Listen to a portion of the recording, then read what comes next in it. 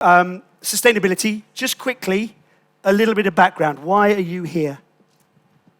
So I'm Charlotte Degot. I'm the founder and the CEO of CO2AI, which is a software that helps corporations calculate, measure their emissions, and reduce them, and track their end-to-end zero roadmaps. CO2 AI. And that was very good. Very quick answer there. Excellent. Quicker than you walking up here. It was very good. Christian. Sorry, I didn't dance. So, I'm Christian. I'm the founder of Tomorrow University. Our mission is to educate and empower the change makers of tomorrow, because I think we need way more people actually working on sustainability. Okay. Now, Charlotte, you weren't here, or you didn't hear the conversation, but Christian said to me, when we talk about sustainability, can I be provocative? And I said, absolutely, you must be provocative. Okay? So, prepare to be provoked. You, Charlotte, were at COP27. How was it? Did it change anything? I think everybody agrees that it's a mixed achievement for COP27. On one hand, you can see the glass half full, and it was the first COP that was really putting the light on the issues for the South countries, the developing countries, that are the ones that are going to be the most affected by climate change. On the other hand, we are still on a trajectory to be at 2.6, 2.8 degrees above where we should be. So, and emissions are still increasing, I think it was a failure from a policy and accelerating the reduction of emissions perspective. Mm-hmm. Is it made harder for the people at COP27 who want to make change that there are so many, in English we say lobbyists, I don't know what the word is, but from the fossil fuel industries? I don't know if it's only that, but it's hard to agree to the next level of action and the next level of policies overall. And I'm not sure it's only due to lobbyists. I think it's also due to the fact that it requires a level of, it's a systemic issue, so it requires a level of alignment that is massive, and that unfortunately is not solved very fast at the policy level. So now we are back to, okay, everyone, every corporation, every company, how can we accelerate and do our own part of the journey, even if by law it's not necessarily compulsory or... No. So what is stopping the acceleration, Christian, do you think? So maybe I ask a question for the audience. I would like to see a couple of hands here up. Who likes to change? Who likes to change for sustainability? Can you just raise your hand? Do you think this is necessary? Do you like that there is change happening towards sustainability? Perfect. See, pretty much all hands up. So let me know now the other test here. Who likes to be changed towards sustainability and be forced not to use plastic bottles and make sure you use sustainable transport? Who likes to be changed? Who likes to be changed? Good question. So we have, I think it was 10% of the hands up here. I think it's a large topic, and it's pressing. And becoming a sustainable society, it's nothing which we pick and we choose sometimes. Yeah? So it's something which is more or less unforced upon us, unforced many upon us. Yeah? And this is, I think, why is it so hard? It's hard because sometimes it's not just our choice. It's something which we need to do on all the different levels. National level, international level, on company level, and even on the individual level, by choosing, for example, how to get to a location. Yeah, education. We'll come on to that in a moment. What?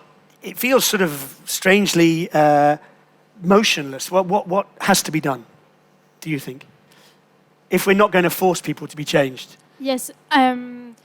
I think it's hard to change, yes, for humans overall, and it's hard because mentally we are used to prioritize the nearby future rather than the long-term future. So that's a mental thing that we have as humans that is preventing us from accelerating. Now I think there are a few things. First, just measuring where we are, and I'm talking about companies here more than individuals, but starting by just measuring your carbon footprint when you're a company. There is only 10% of companies today that are measuring comprehensively their emissions. So if you don't know where you're starting from, it's very hard to know where to act and how to reduce. And I think that's the first thing that companies can now do, and tools like CO2 AI allow that. You can do you think they're frightened of measuring it?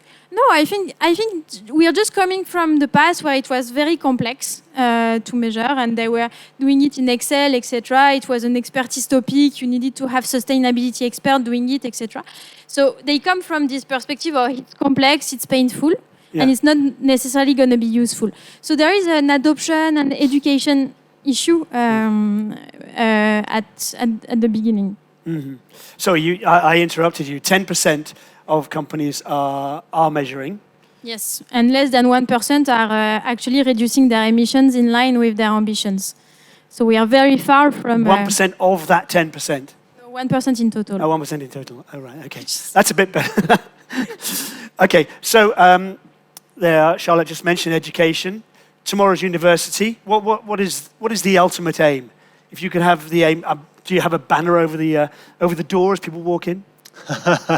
We have no doors. No doors. So, because we're a remote-first university, so our students come from really across the world, and they really want to learn their toolkit of the 21st century skills to build literally the next generation of companies who will be more sustainable. You know, the next large climate tech company, the next large transport mobility company, all of them will have sustainability integrated into them. And we think it's not just something you put on top and, you have a company of 1,000 people and if it's one person sitting in the dark corner there and he does the sustainability measuring and this one, yeah?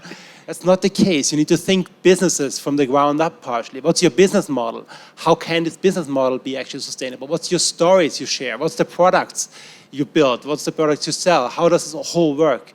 And we think this requires way more than just measuring it. But don't get me wrong, that's really, really, really important. And so every company should start measuring it because only what you measure you can also act on. But we are focusing on education and learning and empowering the people who are actually the leaders, the change makers of the future. If I can just say something, I totally agree with what Christian just shared. And I work with very large corporations as part of CO2 AI, like Volvo Group, and it's a company which is very advanced in sustainability, and they've exactly taken that path of saying sustainability is the business of everyone in the company. So that, for example, they are giving CO2 AI to 3,000 buyers that are negotiating with suppliers in day-to-day so that they have the carbon data when they negotiate with suppliers. And I think that's exactly the future. Everyone, to do their day-to-day job, should be able to incorporate the sustainability dimension in the decisions, in the processes, in everything that is done in day-to-day. And I think there are surveys, aren't there, that the younger people today are much more interested in doing good, in their businesses doing good. Is that? Yeah, so if you ask today the generation which is just finishing university, 80% of them say they want to work in sustainable companies. So now we see also that corporates either they embrace that and become actually sustainable, or they lose the war of talents, literally. Yeah. So they need to change. Are you going to go to COP28? We'll see. I mean, it's. I think it's worth the discussions. It's worth the flight to go there.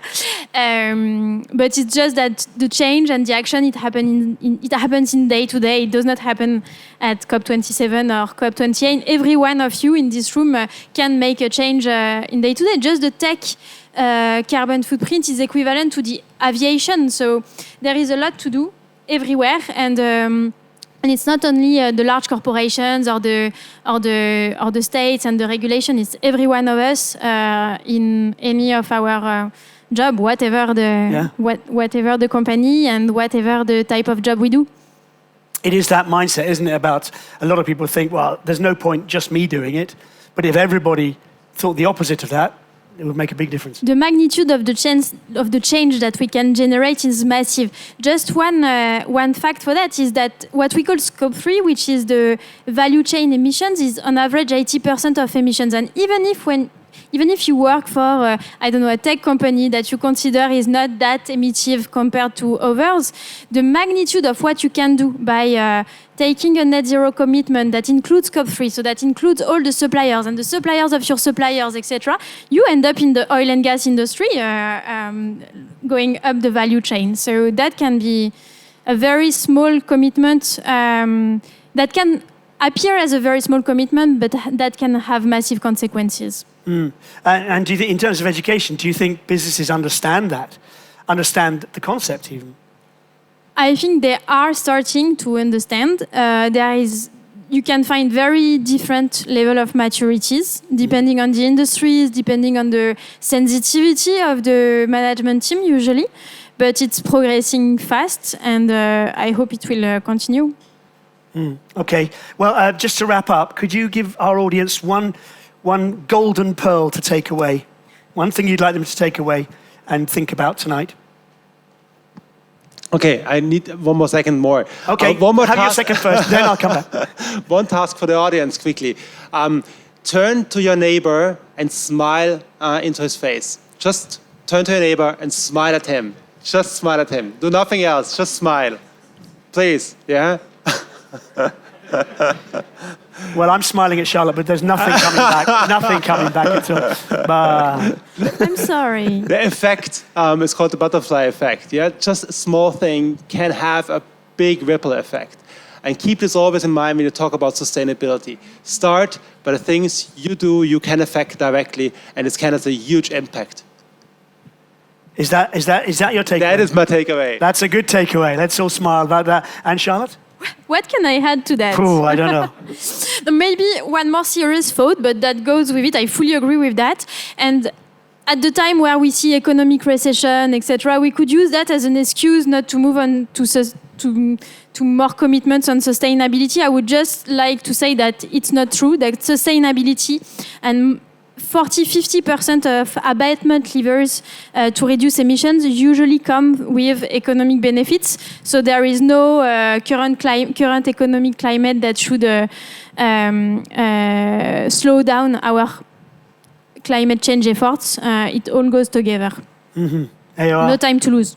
There you are. Voilà. Thank you very much, Charlotte and Christian. Thank you.